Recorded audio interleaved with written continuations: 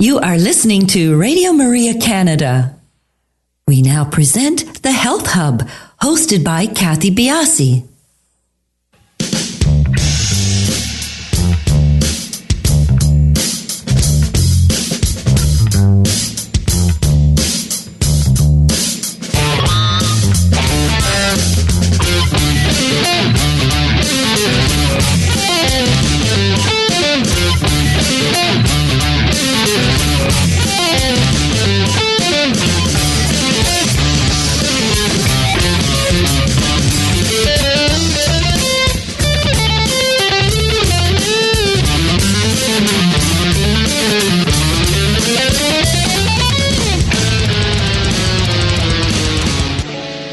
Good morning, everyone, and welcome to the Health Hub. I'm Cathy Biase, and along with our producer, Alex Diaz, we would like to welcome you to our show this morning.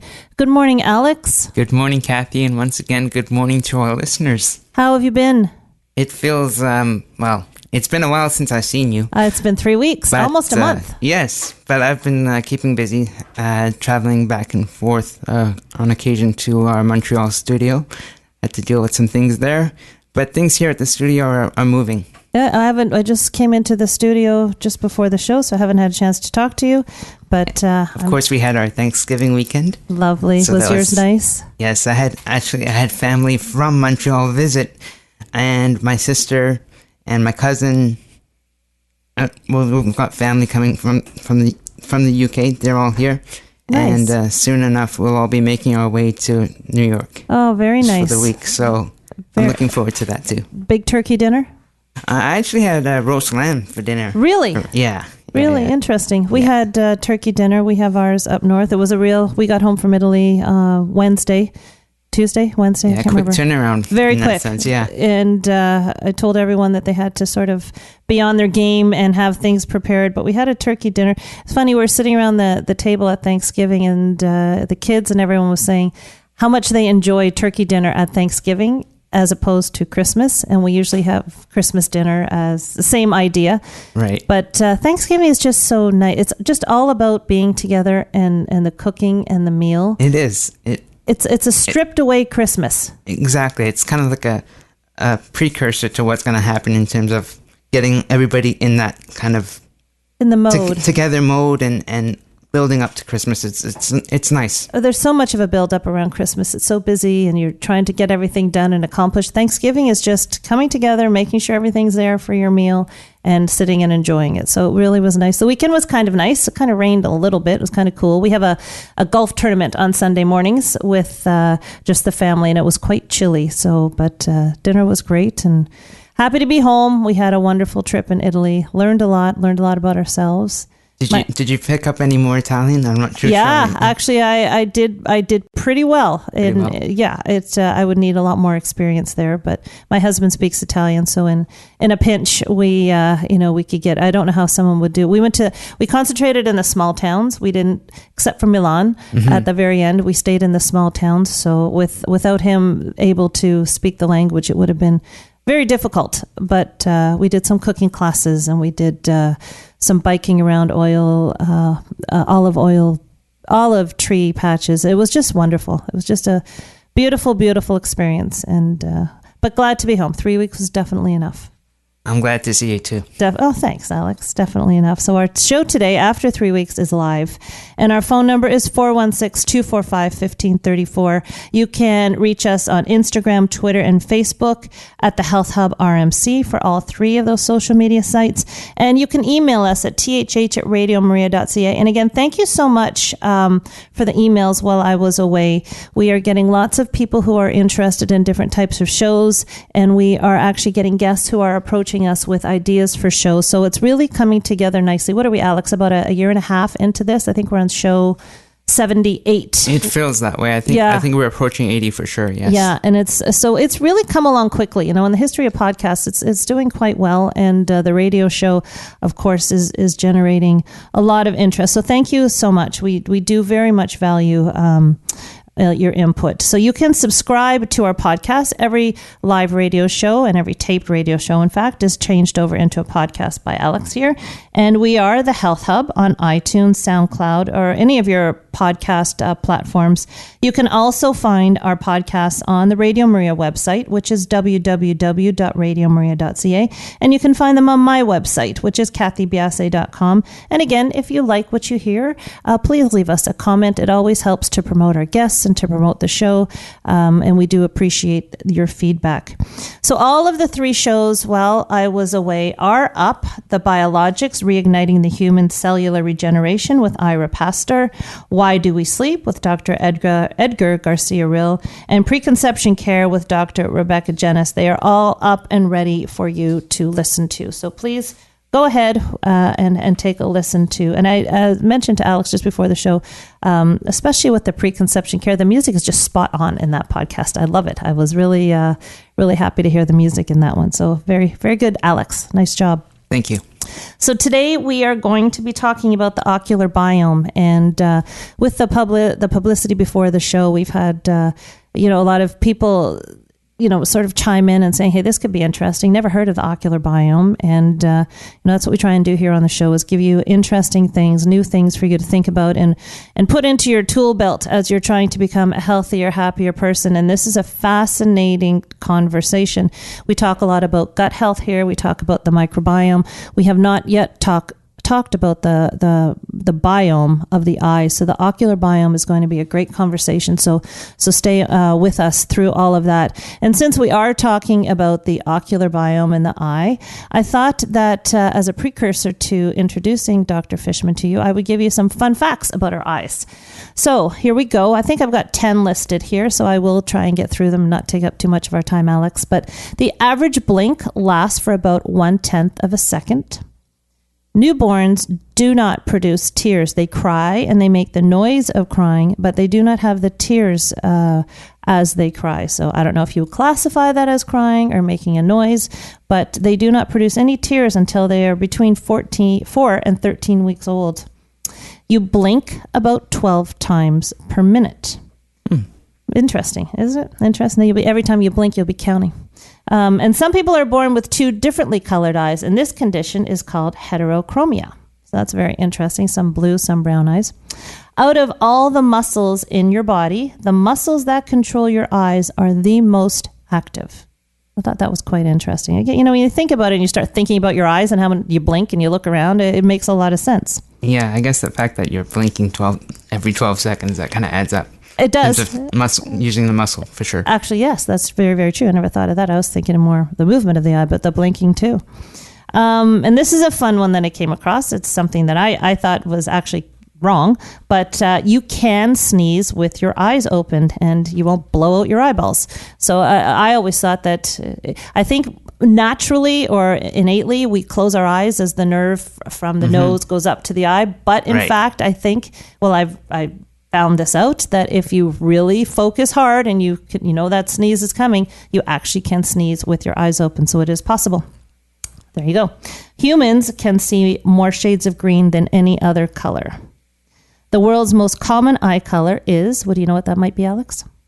Eye color, blue, maybe? Nope, brown. All right. Brown is the most common eye color. And this I thought actually was interesting what this bolded. When we are attracted to someone, our pupils dilate as much as 45%. Aha! So, your telltale sign. And our eyebrows and our eyelashes protect our eyes. The tiny hairs keep dirt, sweat, water, and other wanted debris out of the way. So they have a function.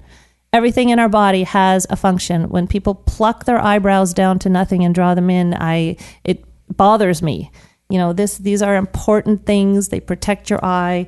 Your eyebrows, your eyelashes are thicker than your top eyelashes are thicker than your bottom eyelashes, and we lose a lot of eyelashes. They fall out and they regrow quite frequently. So there you go, some fun facts about the eye. So you can take those home with you, and we will now press on to our guest. Every time now that I look in the mirror, I'm going to be thinking about this very conversation. Yeah. Thank you. And then Lots people who are listening, yeah. If they see someone they know and all of a sudden the pupils dilate, I know they like me. There you go. Fun facts. Thanks for those. No problem. Our guest today is Dr. Harvey Fishman. Dr. Fishman received a Bachelor of Science degree in chemistry and his PhD in physical analytical chemistry at Stanford, working in the areas of lasers, microfluidics, and neuroscience. After his PhD, Dr. Fishman went on to earn his MD from Stanford and conducted postdoctoral research in neurobiology, working in the field of optic nerve regeneration. After completing a medical internship in San Francisco, Dr. Fishman joined Stanford Ophthalmology to become the founder and director of Ophthalmic Tissue Engineering Laboratory, where he was awarded one of the first BioX grants for his works on implantable artificial retina prosthesis. After completing his residency training in advanced ocular surgery and medical treatment for eye disease at Stanford, Dr. Fishman started his own concierge ophthalmology practice in Palo Alto, where he conducts both basic science and clinical research in ocular surface disease and novel diagnostics for dry eye, cancer detection, and the ocular biome. Dr. Fishman has a special interest in digital health and has co-founded 3 companies in tele-ophthalmology. Dr. Fishman has co-authored 34 peer-reviewed publications, 11 U.S. patents, and his research has been highlighted in Scientific America, The Economist, JAMA, Technology Review, and MIT Enterprise, and recently in Ophthalmology Times. Our learning points today is, what is the ocular biome? How can we improve our health of the ocular biome? And what are symptoms of an unhealthy ocular biome? So this and many, many more things will be discussed when we get back from our break.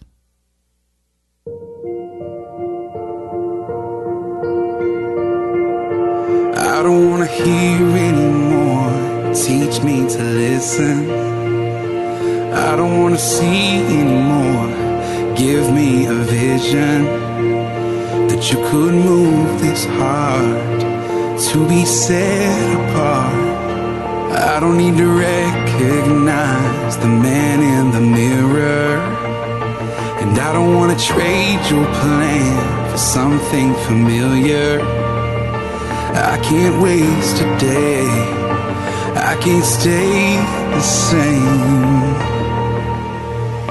I wanna be different, I wanna be changed, till all of me is gone, and all that remains is a fire so bright the whole world can see that there's something different. So come and be different in me.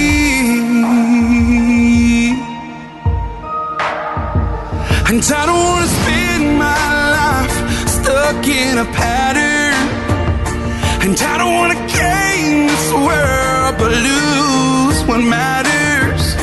So I'm giving up everything because I wanna be different, I wanna be changed, till all of me is gone, and all that remains is a fire so bright the whole world can see that there's something different. So come and be different. Oh, I know that I am far from perfect, but through you the cross still says I'm worth it. So take this beating in my heart and come and finish what you started. When they see me, let them see you, 'cause I just wanna be different, yeah. I wanna be different, I wanna be changed, till all of me is gone, and all that remains, oh, is a fire so bright the whole world can see that there's something different. So come and be different, I just wanna be different. So could you be different in me?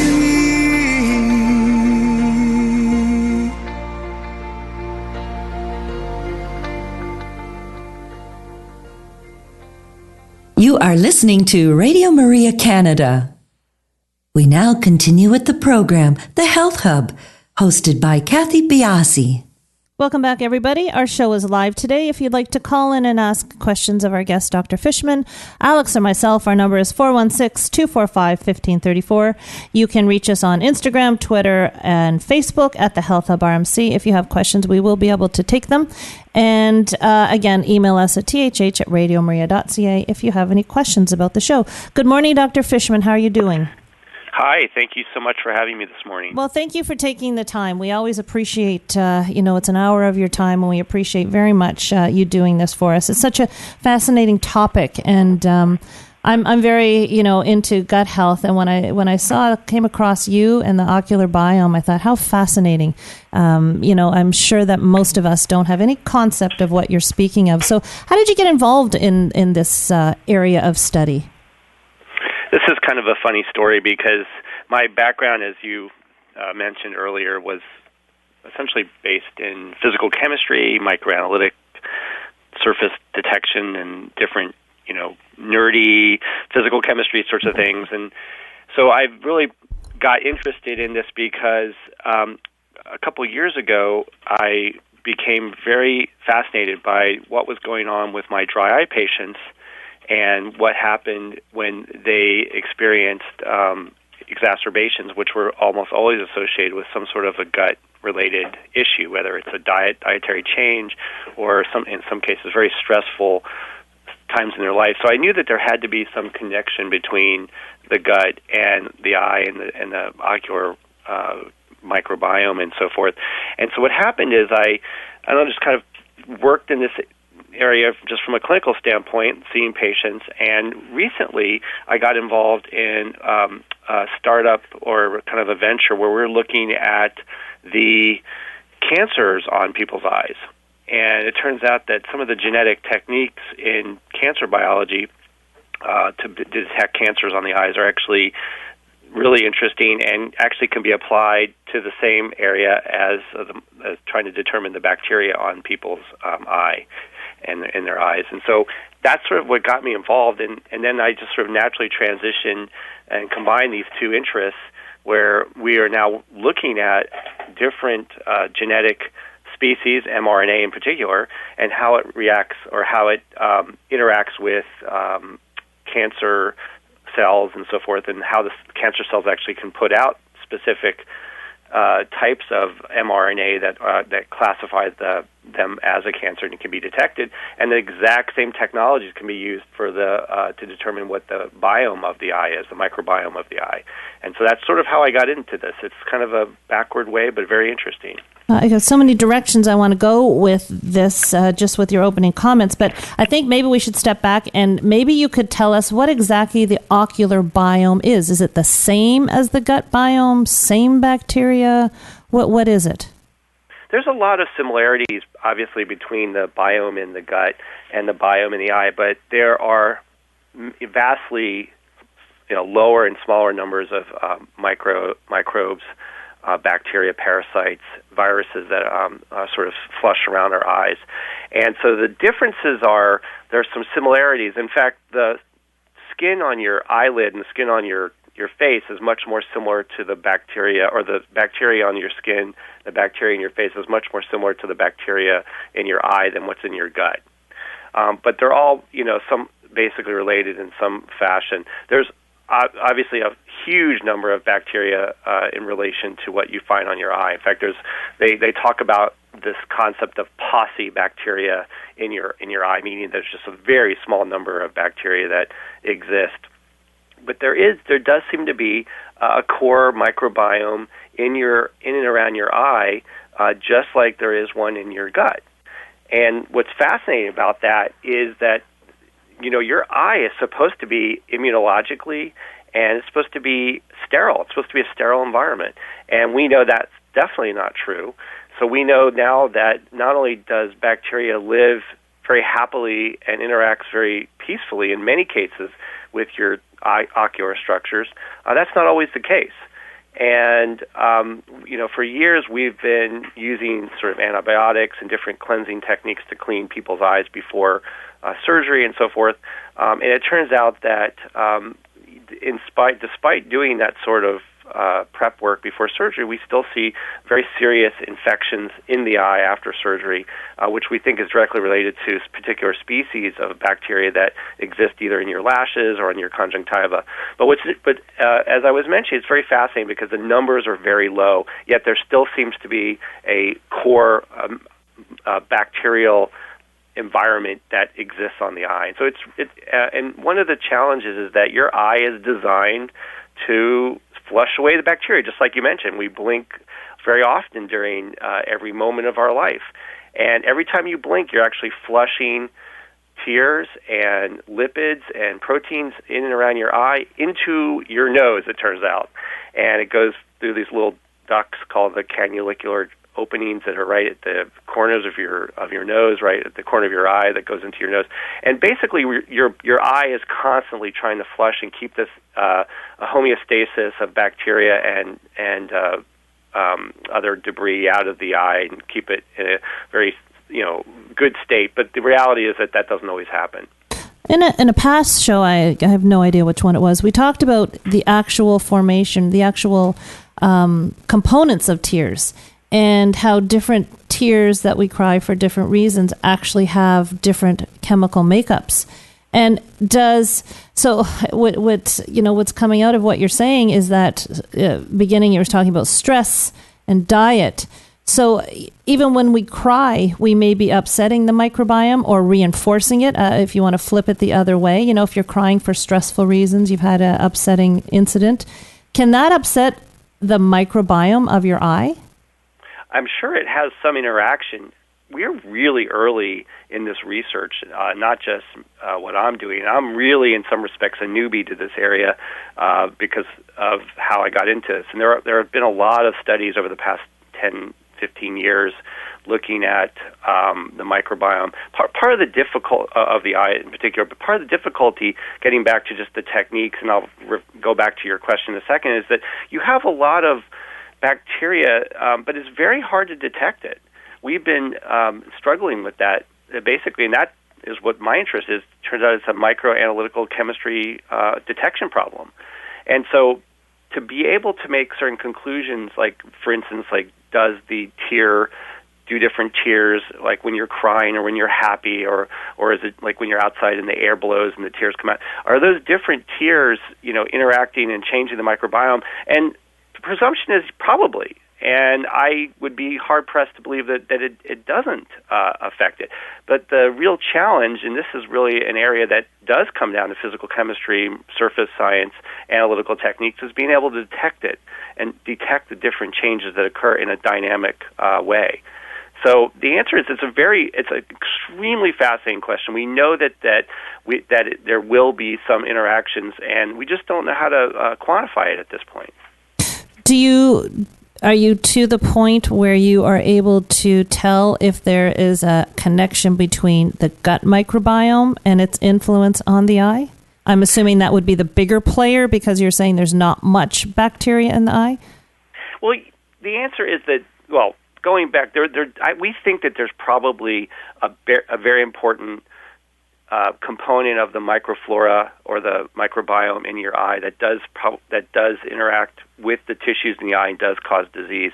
But we know that there is a very significant correlation between the microbiome in your gut and eye disease. And this has been actually kind of known for many years. I mean, even when I was training in ophthalmology at Stanford many years ago, we all knew that there was a huge connection between, let's say, ulcerative colitis or Crohn's disease and uveitis, which is an inflammation, a very serious inflammation in the eye. So that's been sort of common knowledge for ophthalmologists for years. But now that the interest in the microbiome, especially of the gut, has become so prevalent these days, now they're starting to look at it in a much more scientific and accurate way. But the reality is that we know that there are certain bacteria that seems to induce basically these proteins, these heat shock proteins. Now, you're getting into some hardcore microbiology and immunology, but there are basically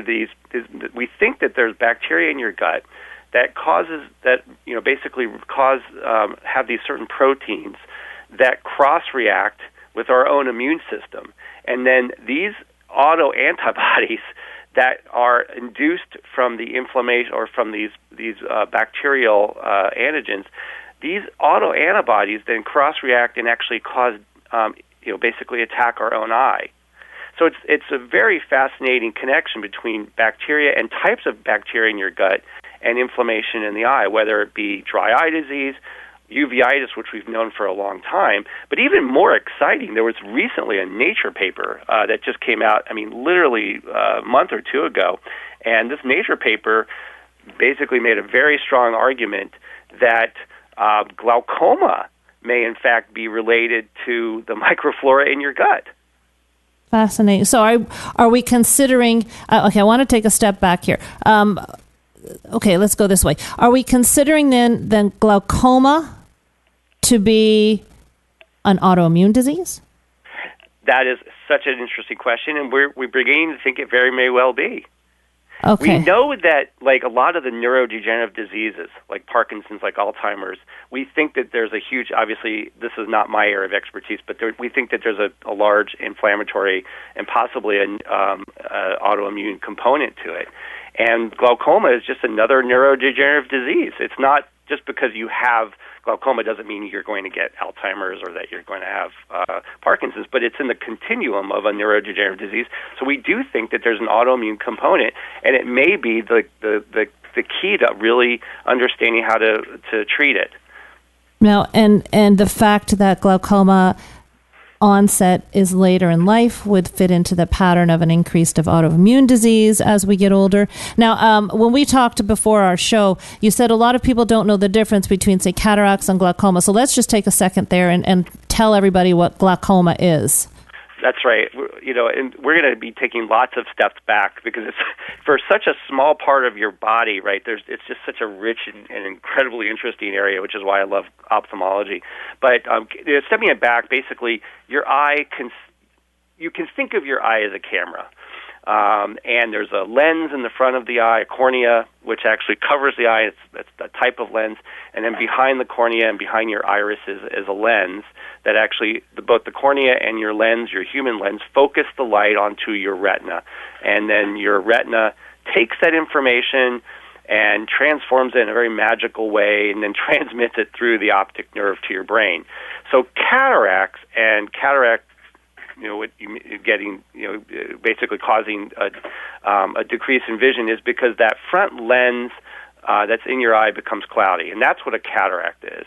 Now, glaucoma goes to the back of the eye, which is where I mentioned that the retina transmits the information to the optic nerve, and that goes to your brain. Glaucoma is where the optic nerve becomes damaged. So it's actually the coax cable or the electrical cable that goes from your eye to your brain, and glaucoma is where the optic nerve actually dies. People always talk about high pressure, right? Everybody thinks glaucoma is pressure related.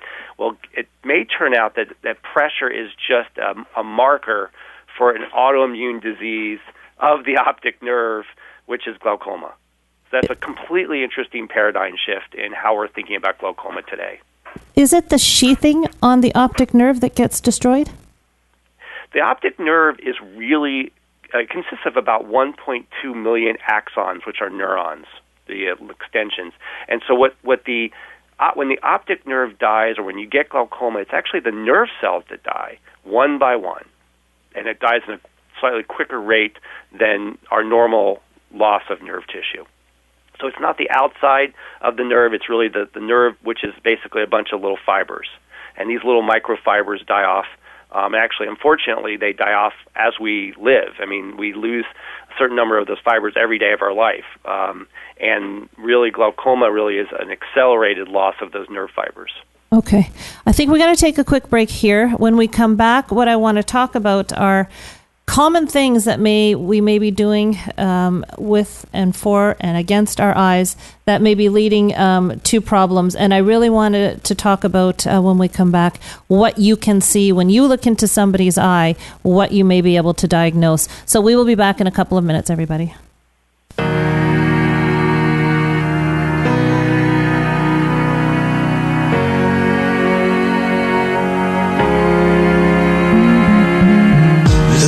From broken sky, traced out by the city lights.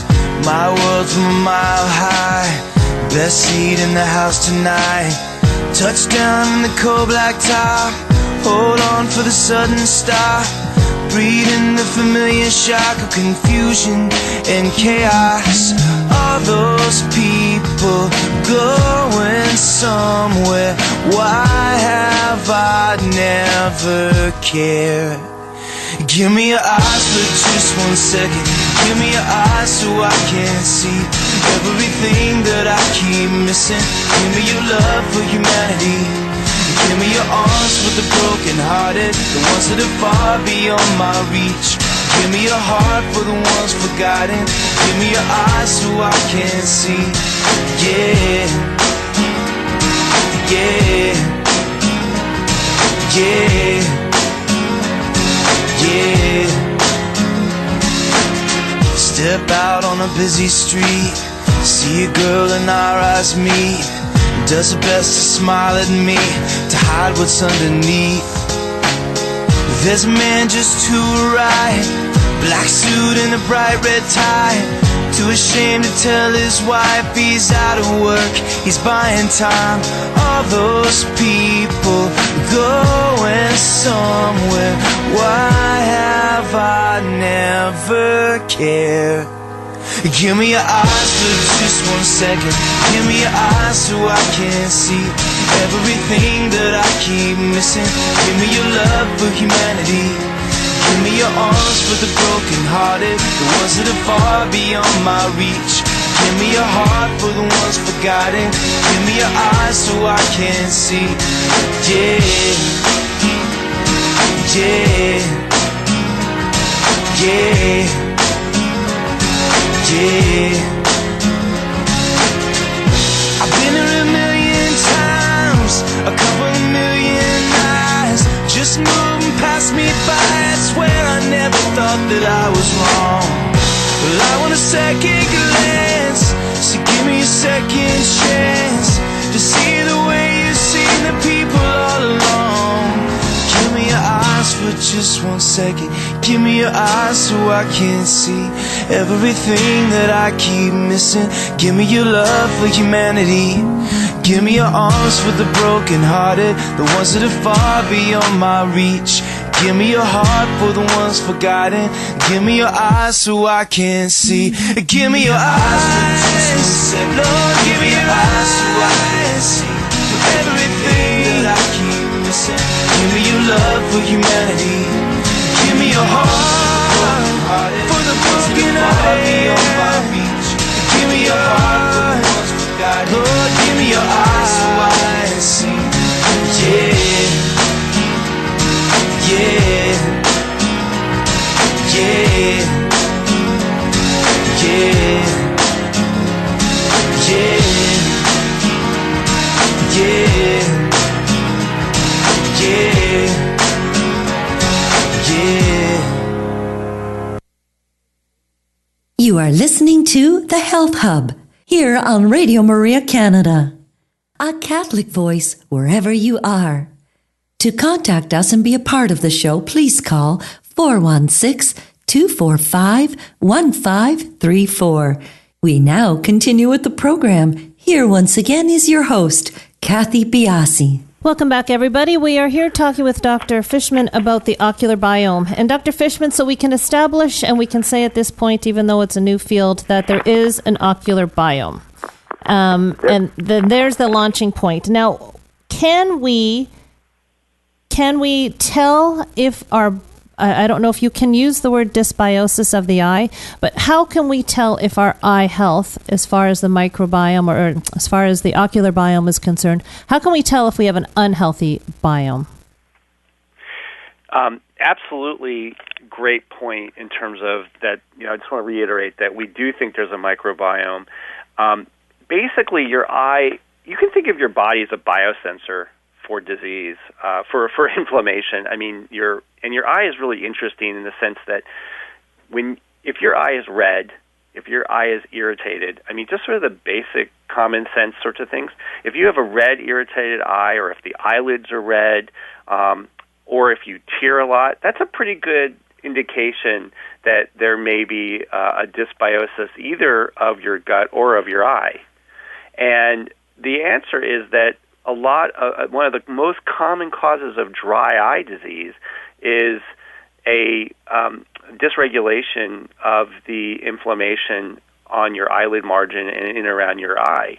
And so, if just really common sense, if you have discomfort of your eye, if you have discomfort of your eyelid, if you have a lot of tearing, burning, and those sorts of symptoms, then there's a pretty good chance that you have a dysbiosis. Okay, so someone has an itchy eye or allergy season comes, the first thing that we might do is put something in our eye. Is that the right way to approach it? That's right. I mean, sort of when you have different symptoms, the most common relief is just to flush out the eye. And so there's probably some really interesting things that you're doing. You're probably flushing out antigens. You're certainly lubricating the surface. You may be replenishing the tear film with a healthier artificial tear film at that point. So you're okay with putting something in your eye, or is it? I guess it all depends what you're putting in your eye. Yeah, I mean, basically, one of the first things that we do, obviously, and what people do is they just go out and grab artificial tears. Mm-hmm. And putting artificial tears is a pretty benign thing that you can do. In general, we recommend preservative-free tears because the preservatives in tears can often cause an autoimmune reaction that you can actually get a secondary inflammation just from eye drops. But generally, putting tears in is just sort of a first step that you can. It's sort of a home remedy step. And the reality is that even ophthalmologists, optometrists will tell people just use tears more. But that really is just scratching the surface of how to treat your eyes when you have these sorts of itchiness or inflammation. Now, what about contact lenses? I mean, I wear contact lenses, not as much as I used to because I find that they do bother my eyes, but many people do wear contact lenses. Mm-hmm. Are you shying away from that now, or is there a safe way to use them and implement them?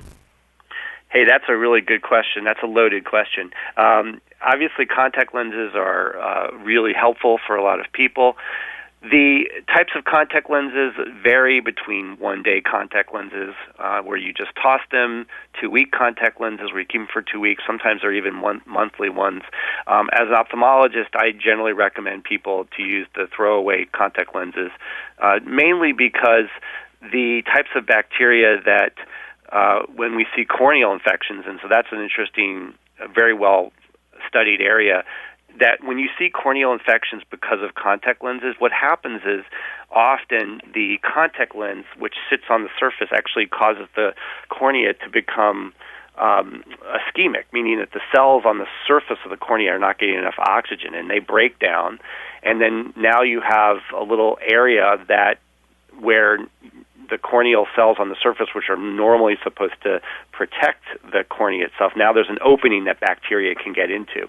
So when you wear contact lenses, you're absolutely harboring all sorts of bacteria in and around the contact lens, and then what can happen is that the contact lens, the bacteria then can go in and cause a very serious corneal infection that can really be devastating in some cases. But the most important thing to understand is that, or what we found is that the type of bacteria that live in the longer contact lens users, like if you wear a 2-week contact lens or a 1 month, that bacteria seems to be much more virulent than if you wear a throwaway contact lens. Okay, so throwaway like weekly ones? I know they have daily, weekly, monthly. Yeah, daily ones are the ones that seem to have the lowest, at least according to the literature, the lowest virulence. But what's interesting, and this is important to understand, is that regardless of whether you're aware 1 day or 2 week or a monthly, the rate of infection seems to be the same. The difference is that the type of bacteria that live in and around the cornea and on the contact lens can differ dramatically depending on whether, also on your cleaning, hygiene, and how you do things. But again, it gets right back to what we were talking about, which is that the microbiome of the eye very much affects, in this case, just, the chances of getting a serious eye infection.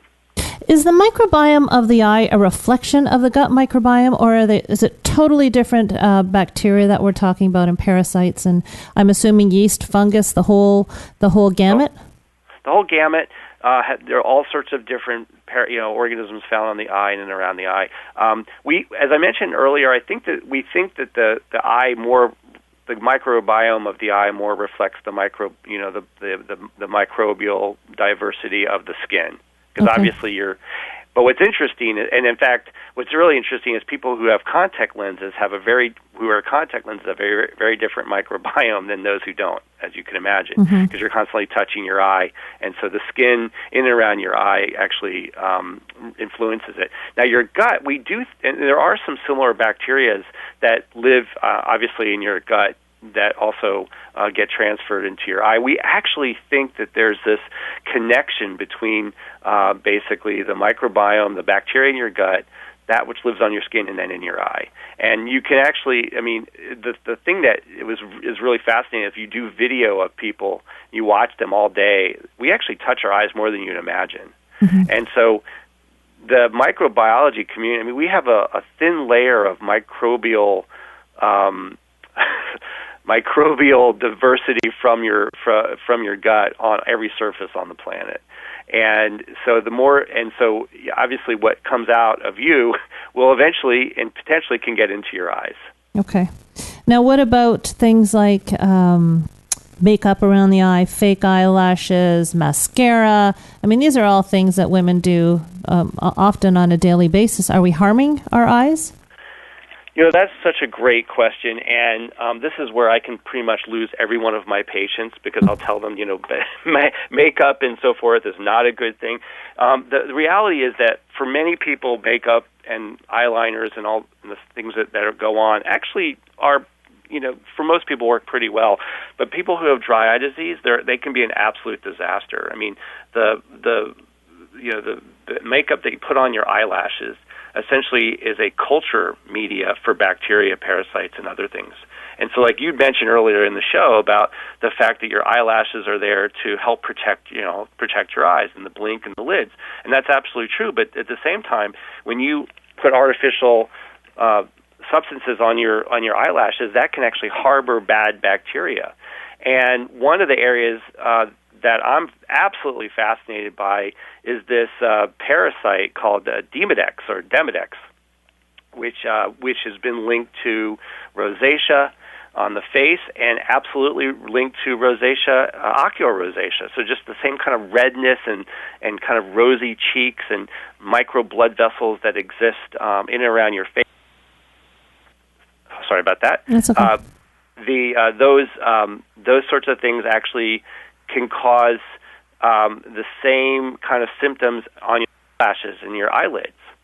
And so what's very interesting is that we think that parasite lives in your eyelashes. We know they do. And one of the things that I actually do in my office, I'm one of the few ophthalmologists. I actually have a high-powered microscope with a video imager, and I actually will pluck people's eyelashes, or what I like to call an eyelashectomy. And I pluck out the eyelashes, and then what I do is I put them under the microscope, and I look for Demodex. Because often this parasite, which, by the way, it lives in everybody, so it's not like, some people have Demodex and some people don't. I think almost everybody has a small amount of Demodex, but other people have larger, higher levels. And so in those patients who wear makeup and they have eyelashes, that Demodex can get in those and live in those areas, and they eat, and these little Demodex parasites actually eat the oils that are produced, and then when their population goes up, the Demodex actually has this really weird mechanism of inflammation in the eye, where either they actually eat bacteria themselves, they have their own digestive tract, and so what happens is they digest bacteria, and then they actually puke up the bacteria, and some of these bacteria then form inflammatory cycles on the eye, or it causes inflammation on the eye. And the other thing that happens is when the Demodex dies, they release tons of bacteria. So you have these pooping bacteria, these pooping parasites, and these dying parasites called Demodex that live in and around your lashes that then inflame the eye and can cause very significant red eye, blepharitis, which is inflammation of the lashes. And when you wear makeup and you wear these different artificial things, it can really be a problem. And so it's a tough problem because it's so ingrained in our culture, and it's a challenge. You have to pick out makeups that don't, there are special types of makeup removers that don't have alcohol, and there's a whole bunch of different ways of minimizing it. In fact, there's one of my colleagues is part of this group called the Dry Eye Divas, and they have a really neat program where they talk about things like the top 10 ocular surface beauty blunders, like eyelid tattooing, eyelash extensions, that kind of thing. Mm-hmm. And then there are certain ingredients in these makeups that actually can be very toxic to the lid and the cornea, such as alcohol, retinol, parabens, and these are just a bunch of chemicals that exist in these in the makeup. I mean, we could go on a long time talking about this, so I don't want to basically ruin your show by obsessing about makeup, but it is a big deal. It is a big deal. You won't ruin our show for sure, but I do want to ask, because I'm a little confused, might be the right word. Now, can you predict or see disease throughout the body by looking at the eye, or is the eye more a reflection of a current disease? So what I'm trying to say is, can you look into somebody's eye and say you may be prone to, I think Crohn's disease, you said there was a connection, or is an unhealthy eye sort of a symptom of something else that's gone on? I see. No, that's great. Great question.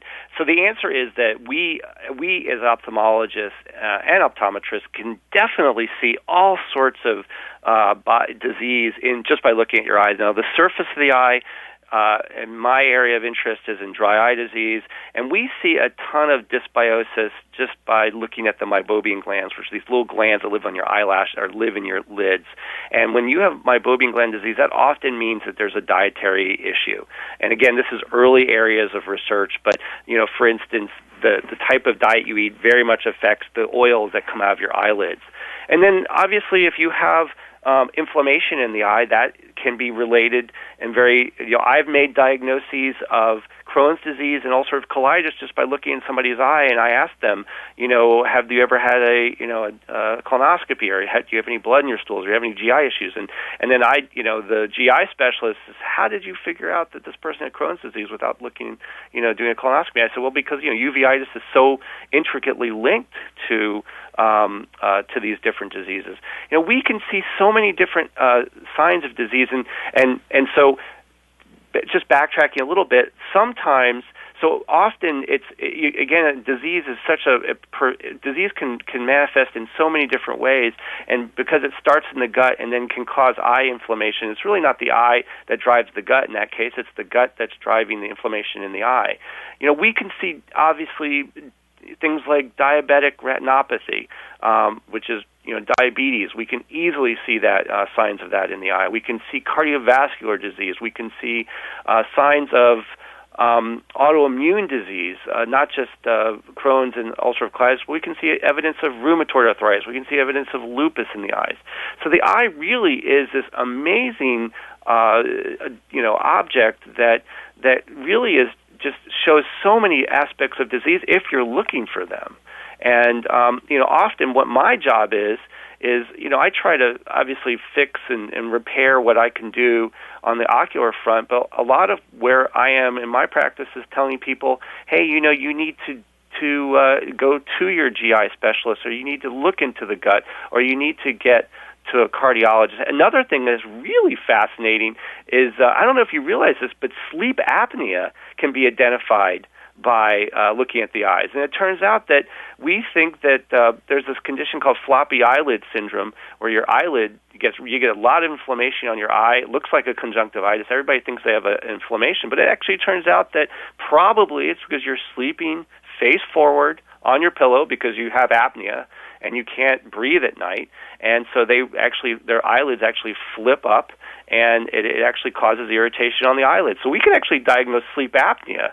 Really? By looking at the eye. I mean, that's how amazing the ocular surface is, the ocular exam. Well, I know that I'm not in perfect health, and I've never had an eye doctor appointment that's even touched any of these subjects. So I don't know if this is coming down the pike, but it's very, You need to come out to California. I guess so.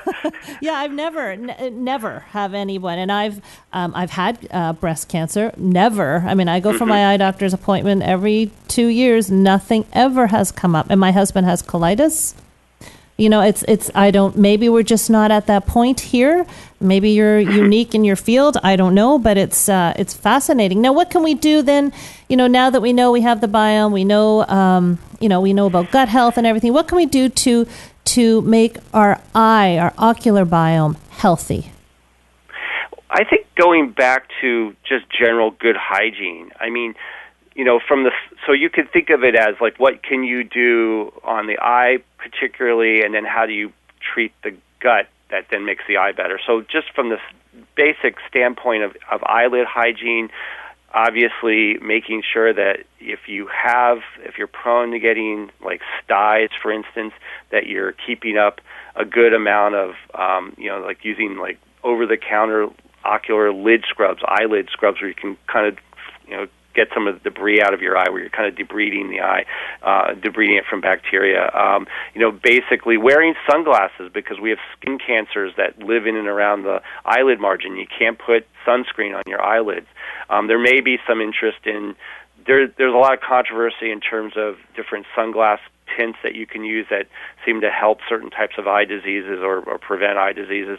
The other thing that you can do, which we know, is that from a dietary standpoint, it turns out that spinach is one of the most important foods that you can eat for your eyes. It actually has these molecules called lutein and zeaxanthin, which you may have talked about in previous shows. But these are molecules, these are pigments that actually can only be absorbed, can only be produced and only go into the eye through diet. And you actually initially get these pigments from your mother during breast feeding, by breast milk and so forth. And then what happens is later in life you get them through your diet. And it turns out that these are incredibly important for preventing things like macular degeneration. We actually tell people to eat spinach pills, which is basically another name for the age-related eye disease study 2 type pills, or these so-called ARIDS formula. So eating lots of spinach can be very helpful.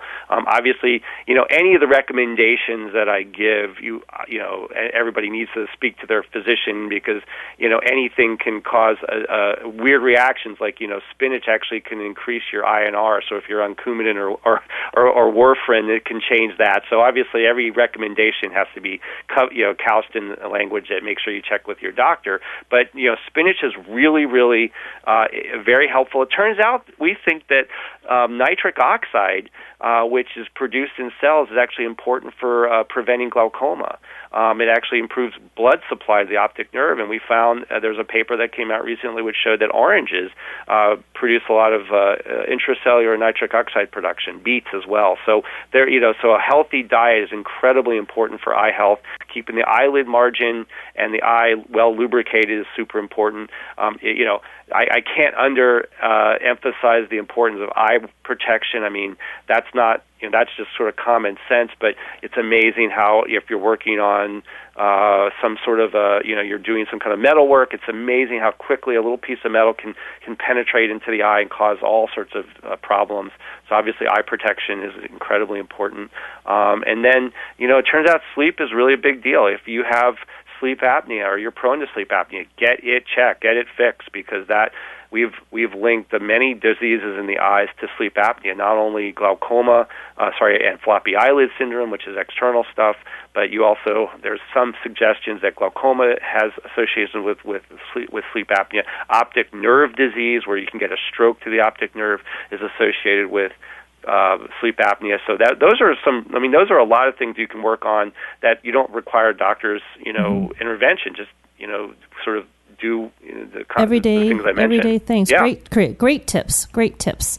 Now we are again approaching our hour. All these fascinating conversations. The time just flies. But I'd like to pass along your social media platforms so that people can get in contact with you or read more about what you're doing, because it really is very forward thinking. So your website is www.fishmanvision.com, and you can follow Dr. Fishman on Twitter at Dr. Fishman, no period in there, so it's just Dr. Fishman on Twitter. Any other social media sites that we should know about? That's it for now. Perfect. Okay, you know what? Keep it simple. Very good. Dr. Fishman, thank you so much for joining us. It's been a fascinating conversation. And everybody, we will talk to you next week on The Health Hub.